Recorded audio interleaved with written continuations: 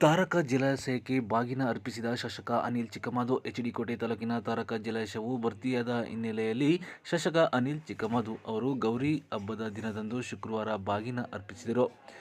ಇನ್ನು ಕಬಿನಿ ಜಲಾಶಯದ ನಿರ್ಮಾಣದ ವೇಳೆ ವಸತಿ ಕಳೆದುಕೊಂಡ ಸುಮಾರು 70ಕ್ಕೂ ಹೆಚ್ಚು ಹಳ್ಳಿಗಳ ಅಭಿವೃದ್ಧಿಗೆ ವಿಶೇಷ ಪ್ಯಾಕೇಜ್ ಘೋಷಿಸುವಂತೆ ಮುಖ್ಯಮಂತ್ರಿ ಸಿದ್ದರಾಮಯ್ಯ ಅವರಿಗೆ ಹಾಗೂ ಜಿಲ್ಲಾ ಉಸ್ತುವಾರಿ ಸಚಿವ ಅವರಿಗೆ ಮನವಿ ಮಾಡಲಾಗಿದೆ ಎಂದು ತಿಳಿಸಿದರು. ಇನ್ನು ತಾರಕ ಜಲಾಶಯದ ಮೇಲಿನ ಮತ್ತು ಅಪ್ರೋಚ್ ರಸ್ತೆಗಳ ನಿರ್ಮಾಣ, ಜಲಾಶಯದ ವ್ಯಾಪ್ತಿಯಲ್ಲಿ ತಂತಿ ಬೇಲಿ, ಸಿಬ್ಬಂದಿ ಕೊಠಡಿ, ಶೌಚಾಲಯ ನಿರ್ಮಾಣ, ಜಲಾಶಯದ ಘಟಕಗಳಿಗೆ ಸುಣ್ಣ ಬಣ್ಣ, ಭದ್ರತಾ ವ್ಯವಸ್ಥೆಗೆ ಸಿಸಿ ಕ್ಯಾಮೆರಾ ಅಳವಡಿಕೆ, ಜಲಾಶಯದ ಮೇಲಿನ ರಸ್ತೆಗೆ ವಿದ್ಯುತ್ ಅಲಂಕಾರ ಸೇರಿದಂತೆ ವಿವಿಧ ಕಾಮಗಾರಿಗಳಿಗೆ 7 ಕೋಟಿ ಹಣ ಬಿಡುಗಡೆಯಾಗಿದೆ ಎಂದು ತಿಳಿಸಿದರು.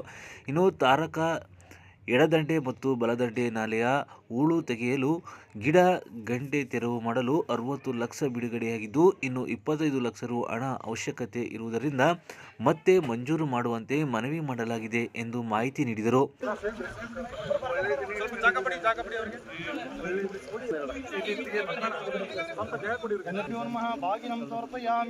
पूजांच करिष्ये। ओम तज्जन्योरारुणीमे गातुमिच्छाय गातुमिच्छपदे